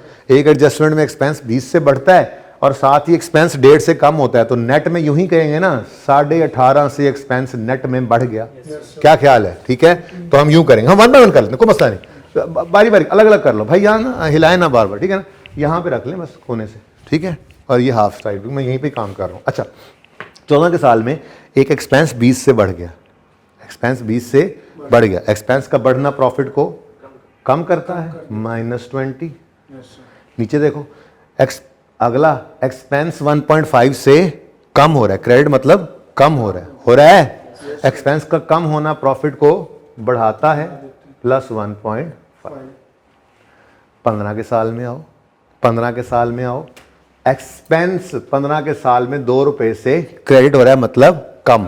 एक्सपेंस का कम होना प्रॉफिट को बढ़ा देगा, +2 15 के साल में। दूसरी एडजस्टमेंट, 6 रुपए से एक्सपेंस हो रहा है, क्रेडिट मतलब कम। एक्सपेंस का कम होना प्रॉफिट को बढ़ा देगा। Done, income statement is ready. कैसा लगा वैसे आइए सेट आपको? टैक्स ही नहीं है बीच में भाई, जब टैक्स नहीं है आप पे एप्लीकेबल तो ये आधा भी नहीं रह जाता। आसान है, एंजॉय करें जी। 59.5 ये 14 का 59.5 और 98। ठीक हो गया। अब ये है हमारी तरतीब में नंबर 1, लेकिन एडजस्टमेंट और रिक्वायरमेंट पता नहीं एंड पे देख लेते हैं। ठीक है, हमने सबसे पहले इसको बना लिया। ठीक हो गया। अब हम गए नंबर 2 पे SOCIE बनाने के लिए, तो हमें ओपनिंग तो मिल गया वर्किंग 1 से। सबसे पहला मसला ये पढ़ना था, सवाल शुरू करते ही हमने ये निकाल लिया था मसला। ठीक है, अब हमें चाहिए प्रॉफिट। यहाँ एडजस्टमेंट की जरूरत नहीं है, सही कर चुके हैं। सही वाले प्रॉफिट्स उठाओ, 98 और 59.5। नहीं, गलत हो गया ना, उलट बता गए हो। 98 इधर है, 98 और यहाँ पे 59.5। लेकिन मसला क्या है, 15 का साल तो हमारे पास था, 14 पे आपने कोई बंदोबस्त नहीं किया सरताज को रोकने का।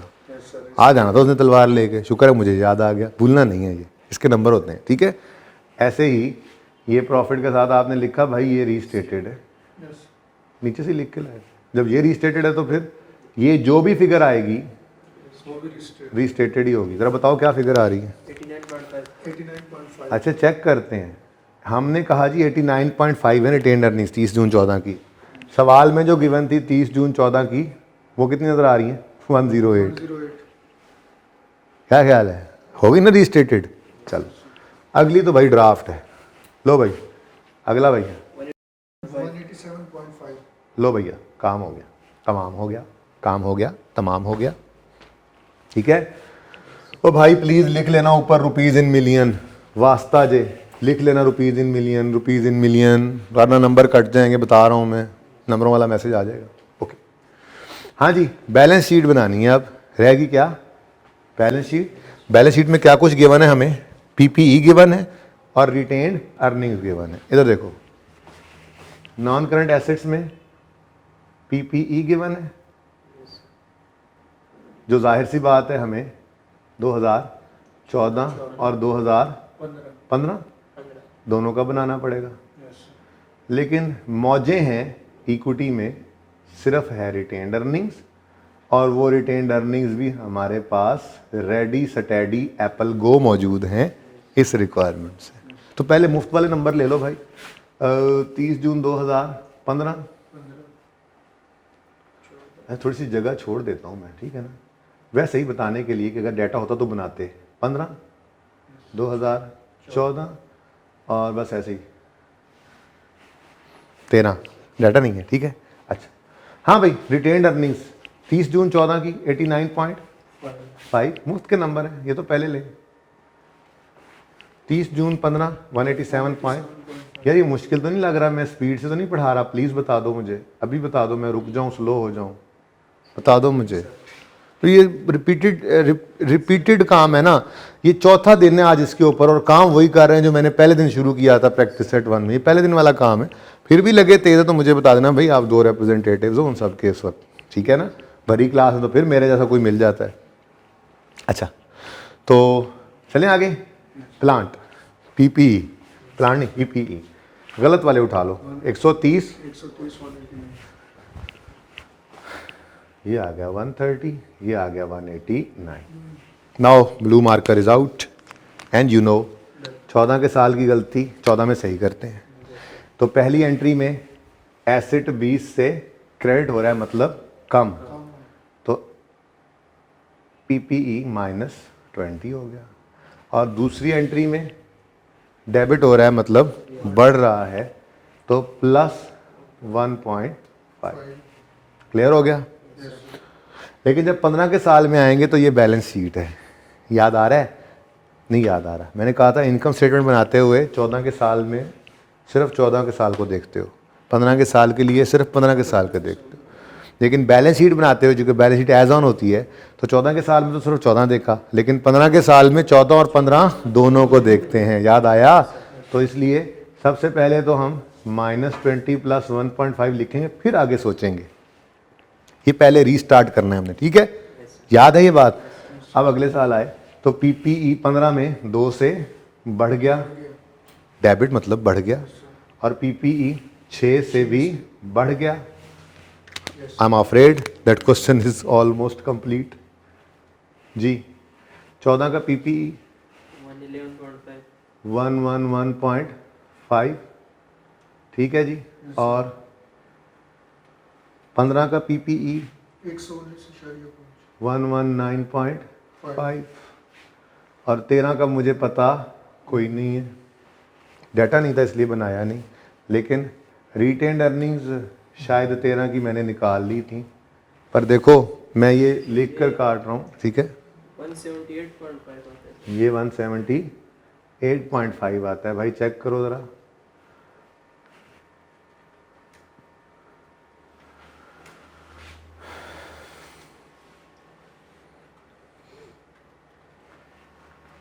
ठीक है सर, 178। ठीक है जी, ओके जी। बहरहाल ये हम लिख सकते हैं यहाँ पर 2013 के लिए, लेकिन पीपीई हम नहीं बना सकते, डाटा नहीं बनता, ठीक है।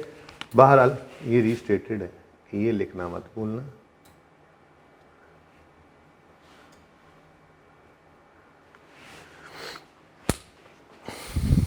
क्या ख्याल है, समझ में आती है बात? चलो फिर अगले स्टेप पे मूव कर जाते हैं भाई, समझ आती है तो मसला ही कोई नहीं।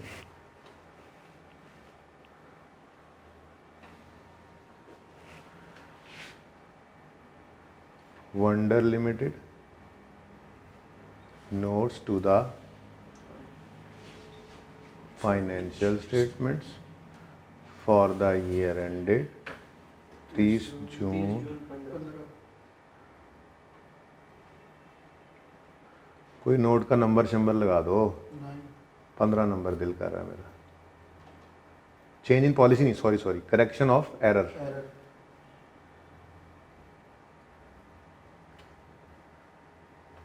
ठीक है जी। वो रीस्टेटेड की आगे तफसील भी तो बतानी है ना। अब करेक्शन ऑफ एरर, अरे देखो ना, तो एडजस्टमेंट 1 करेक्शन ऑफ एरर है, बल्कि पूरी बात लिखूं ना मैं तो correction of prior period error है। करंट पीरियड का एरर होता तो उसमें तो कौन सा नोट बनाना पड़ना था, ठीक है। Correction of prior period error, ठीक है। अच्छा अब ये अंग्रेजी लिखनी है। Cost of repair amounting to 20 was erroneously debited to machinery account on यकम अक्टूबर 13। बस cost of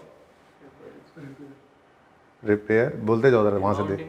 Cost of repair amounting to Rs 20 amounting to rupees 20 million was erroneously Debited to 20 million. 20 million was erroneously debited The machinery account on 1st October. काफ़ी है to machinery account. ठीक है, यहीं रखें जी।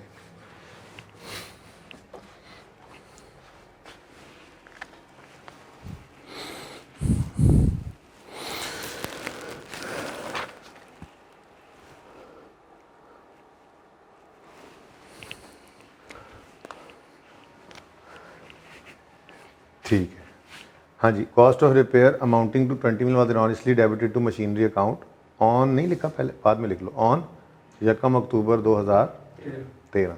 ठीक है जी, पूरा लिखना अक्टूबर। अब आगे लिखो effect of change in policy, बोलो यही लिखेंगे ना, effect of change in policy. नहीं, थोड़ा फर्क भी देखते रहो ना। प्रैक्टिस सेट 1 में चेंज इन पॉलिसी का नोट बनाया था ना, तो यहाँ पे लाइन क्या लगाई थी, effect of change in policy on relevant line items is as follows. लेकिन यहाँ पे करेक्शन की है तो यूं लिखेंगे इफेक्ट ऑफ करेक्शन, हाँ एरर करेक्शन लिख लो, effect of correction on relevant line items of financial statements is as follows. Items affecting, बोलो क्या चीज, स्टेटमेंट ऑफ कॉम्प्रिहेंसिव इनकम। हाँ मेरे दोस्तों, आज कहानी इतनी आसान नहीं है। आज हमने क्या बताना है, एक्सपेंस भी बताना है, ये रिपेयर वाला भी बताना है, फिर डेप्रिसिएशन वाला भी बताना है, और फिर प्रॉफिट भी बताना है। ये मैंने बताया था चेंज इन पॉलिसी के अंदर, इंटरेस्ट एक्सपेंस बताया था ना, इंटरेस्ट एक्सपेंस बढ़ गया, प्रॉफिट कम हुआ, या सिर्फ प्रॉफिट का डायरेक्ट बता दिया था। ज़रा ओपन करो प्रैक्टिस सेट 1, नोट ओपन करो, नोट ओपन करो प्रैक्टिस सेट 1 का। ठहर जाना यार, बता दिया था। क्या बताया था, स्टेटमेंट आइटम्स अफेक्टिंग एसओसीआई में क्या लिखा था हमने,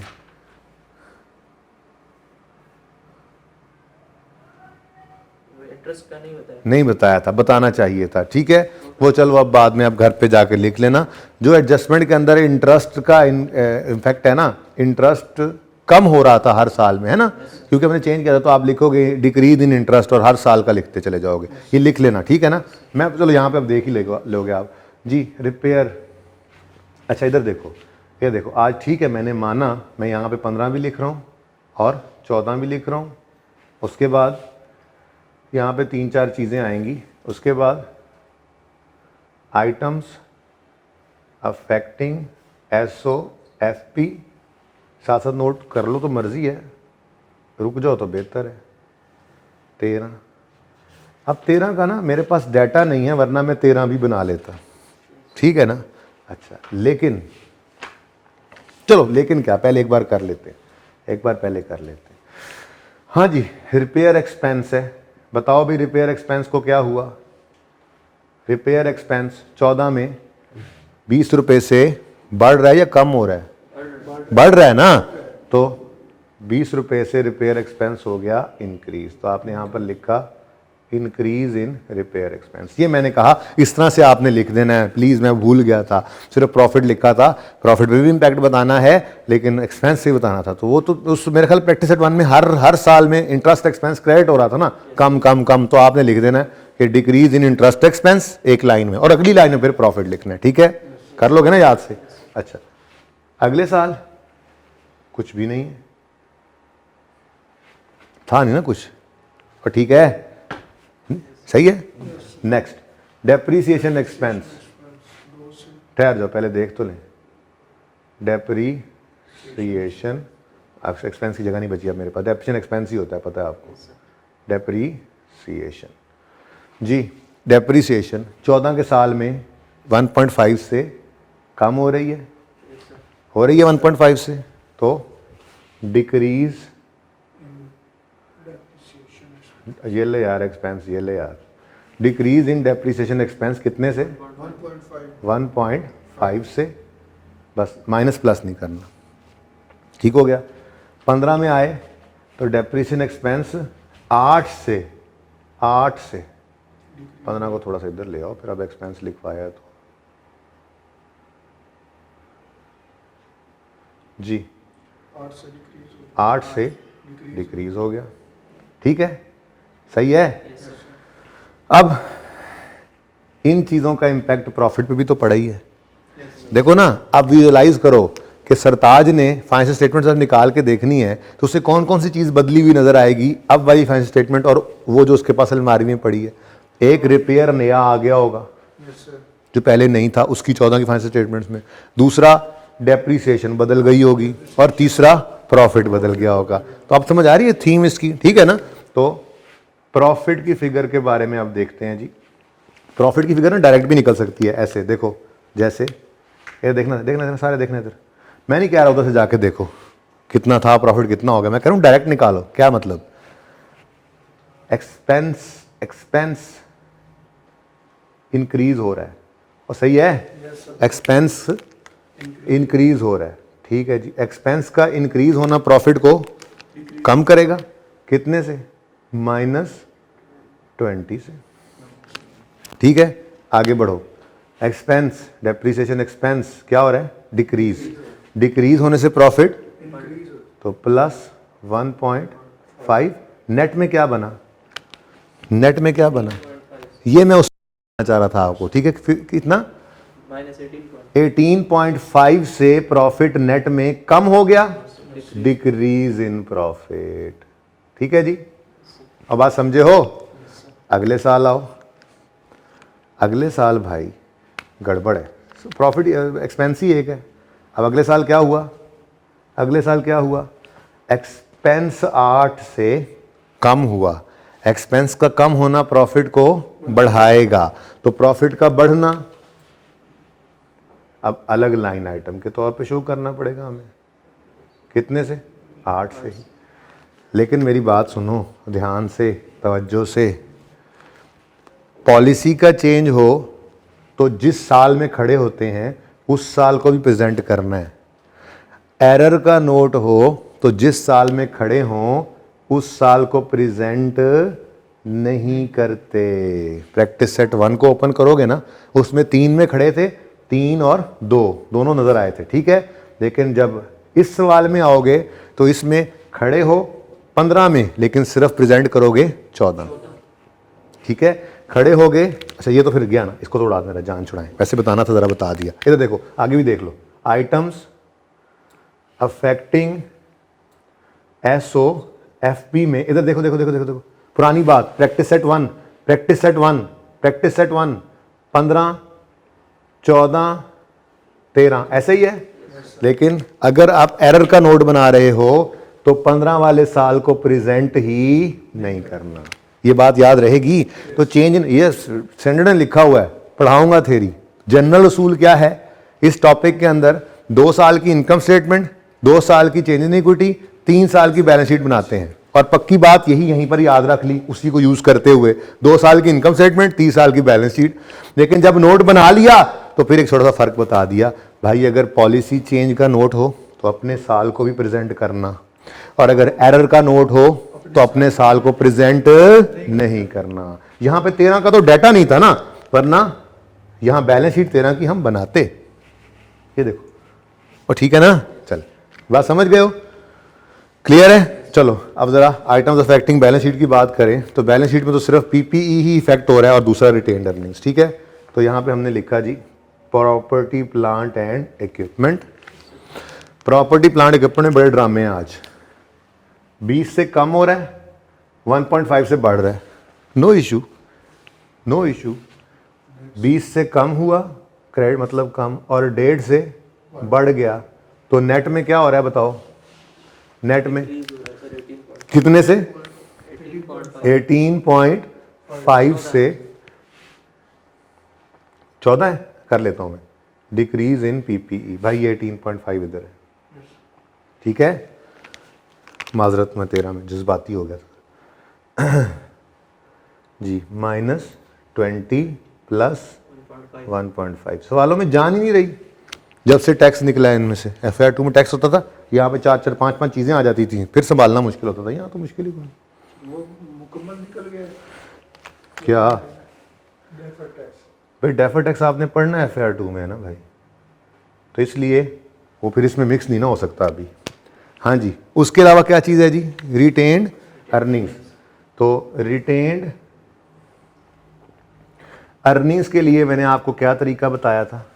माना कि यहाँ पे कोई इतना ज़रूरी नहीं है, मुश्किल नहीं है, पर मैंने तरीका सिखाया था, प्लीज़ उसको फॉलो करना है, मुश्किल से मुश्किल सवाल के लिए है। Asset equal to capital plus liability था, मैंने कहा था इसको रीअरेंज कर लो, और capital is equal to asset less liabilities कर लो। अब यहाँ पे देखो तो हमारे प्लांट में क्या आ रहा है? 18.5 का डिक्रीज, लायबिलिटी तो है ही 0, तो यही क्या बन गया? यही क्या बन गया? कैपिटल, यानी कैपिटल में सिर्फ रिटेन्ड अर्निंग्स ही पड़ी है ना फिलहाल, रिटेन्ड अर्निंग्स का डिक्रीज ही बन गया, तो 18.5। ये लो यार, कुछ भी नहीं है ना, 0 माइनस हो रहा है, ठीक है,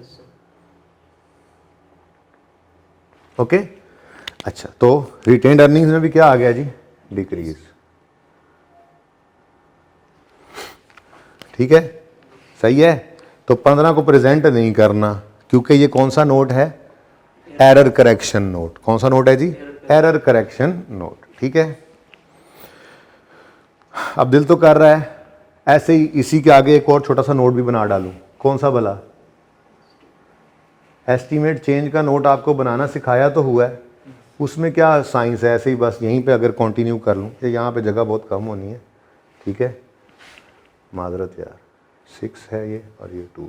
अच्छा, तो ज़रा ना यहाँ से ऐसे ही नोट्स चल रहे होंगे, ठीक है ना, और आप तो कॉन्टीन्यूटी में लिख लेंगे। यहाँ पे करके ना मैं नोट 16 बना देता हूँ, चेंज इन एस्टीमेट। वो नोट्स के साथ ही मैंने इसलिए नंबर 16 लगा दिया कि इकट्ठे बना रहे हो आप, ठीक है। अब एस्टीमेट चेंज का नोट भाई बड़ा आसान था, इसके लिए एक छोटी सी वर्किंग करते थे, याद है कि नहीं? याद है कि नहीं याद? वर्किंग 3 तक पहुंचे हैं, वर्किंग 4 ऐसे ही, वर्किंग 4 हम क्या कहते थे? करंट ईयर में डेप्रिसिएशन का इम्पैक्ट देखो। करंट ईयर में डेप्रिसिएशन 6 रुपए से कम हुई है, तो अगली बात को प्रूफ किया था हमने कि फ्यूचर वाली को उल्टा दो। चेक करके देख लो, इस साल में 6 से कम हुई है। अब अगले साल में देखो तो, जरा कैलकुलेटर निकाल लो ना यार, 3 साल को 14 × 3 करो, ये इस साल 6 से कम हुई है, ये ज़हन में रखना, ठीक है। 14 × 3 करो, 42 होनी थी, और 1 2 3 4 5 6 8 को 6 से मल्टीप्लाई करो, 6 से बढ़ गई। यानी इस साल अगर 6 से डेप्शन को कम किया है, तो अगले बाकी लाइफ में 6 से डेप्शन ने बढ़ना ही बढ़ना है, यही हमने सीखा हुआ था, ठीक है ना। तो मैंने आपको फिर इस वर्किंग को करने का तरीका ये सिखाया था कि हमने कुछ इस तरह से कर लेना है कि डेप्रीसिएशन पहले यूं लिखना है, करंट ईयर, ये तैयारी सिर्फ इसलिए कर रहे हैं कि रेजिडुअल वैल्यू इसमें डालनी है, वरना तो डायरेक्ट भी हो सकता था, ठीक है ना। करंट ईयर बोलो, डेप्रीसिएशन क्या हो रही है? डेप्रीसिएशन डिक्रीज हो रही है, कितने से? 6 से, तो फिर करंट ईयर के प्रॉफिट इंक्रीज हो रहे हैं 6 से। और फिर मैंने कहा था कि फ्यूचर ईयर्स के लिए इसको बिल्कुल उल्टा दो बिना सोचे, याद है? एप्शन बढ़ेगी 6 से और प्रॉफिट कम हो जाएंगे 6 से, ठीक है। अब ये बात यहाँ अंग्रेजियों में हम पहले लिखते भी थे, ड्यूरिंग, बल्कि यूं लिखा हुआ था उसने, on 1 July 14 WL reviewed,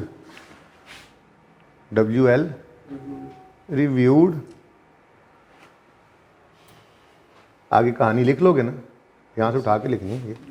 WL reviewed estimated useful life और प्लांट एंड लिख ही दो यार, रिव्यूड जल्दी जल्दी लिखाओ मुझे, reviewed useful life, useful life, या नजर इना मैं आगे आ जाता हूँ, useful life of its plant from 5 years to 8 years.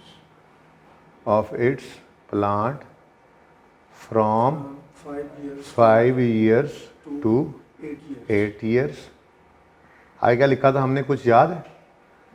Effect of this change is as follows.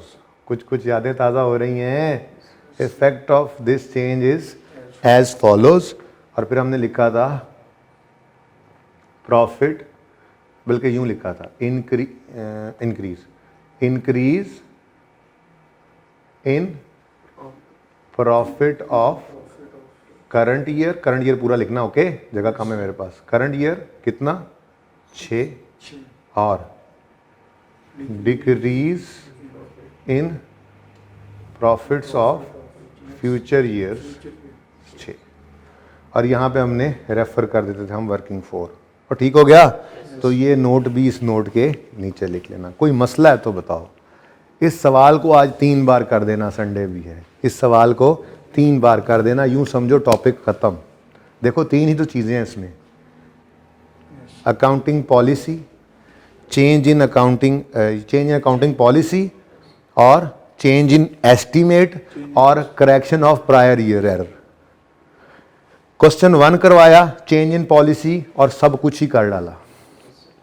Question आज ये वाला किया तो इसमें प्रायर ईयर एरर और चेंज इन एस्टीमेट किया और सब कुछ ही कर डाला। हाँ, ये आप कह सकते हो कि सब कुछ नहीं किया, आप सिर्फ एक चीज़ और करवा देना तो हम ये 2 सवालों को सीने से लगा लेंगे इस टॉपिक के लिए, क्योंकि सब कुछ ही इसमें आ जाता है ना। पर्चे में जो भी चीज़ मांगेगा हमारे इन दोनों सवालों के अंदर वो मौजूद है, और करेक्शन ऑफ एरर ही आ सकता है। वो कौन सी चीज़ भाई, वो कौन सी चीज़, ये नोट करना है, पिक्चर लेनी है इसकी, ये तो वैसी फजूल सी बात है। ठीक है, क्या भला, जर्नल एंट्रीज याद हैं? जर्नल एंट्रीज ये वाली नहीं है जो अगर सवाल मांग ले तो, अगर सवाल, अब ये रिक्वायरमेंट नहीं थी, ये रिक्वायरमेंट नहीं है सवाल की, लेकिन मैं कर रहा हूं। अगर सवाल कहता पास जर्नल एंट्रीज, तो याद है क्या किया था हमने? कहा था जो पिछले सालों की एंट्रीज हैं, ठीक है, उसको मैंने यूं लिखा था कि journal entry of 14 standing in 15, standing in 15। उसमें मैंने उसूल क्या लिखवाया था? बैलेंस शीट आइटम्स को पकड़ो, आज जरा 2 हो गए। बैलेंस शीट आइटम्स को पकड़ो, पीपीई 20 से कम हो रहा है, पीपीई 1.5 से बढ़ रहा है, तो नेट में पीपीई क्या हो रहा है? कम हो रहा है।